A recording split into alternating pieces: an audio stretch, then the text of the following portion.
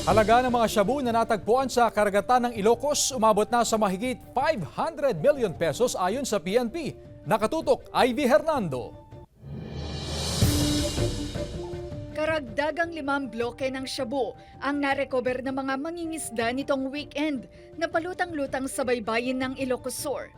Isa ang nakuha sa Kabugao ng June 29, habang 2 sa San Esteban at tig-isa sa bayan ng Magsingal at Santa Cruz ng June 30.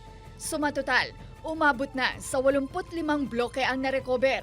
81 rito ang nagpositibo na sa shabu. Yung 4 po na nahanapan kahapon, ikikilo po ngayon at itetest rin po for shabu content.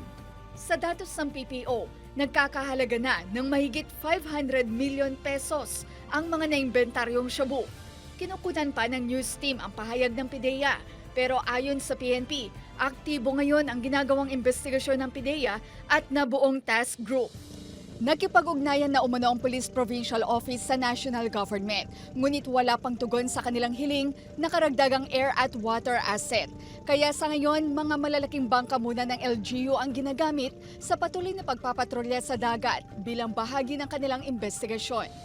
Samantala, binigyan ng tig 50,000 pesos ang 12 mangingisdang voluntaryong ipinasakamay sa autoridad ang mga nakuhang shabu. Resolution giving recognition and reward to the fishermen of the municipalities of San Juan, Santa Maria, and Magsingal, Ilocos Sur.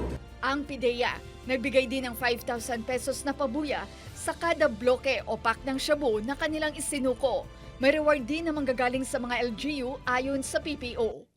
Kasama si Norman Raca, Ivy Hernando, One North Central Luzon.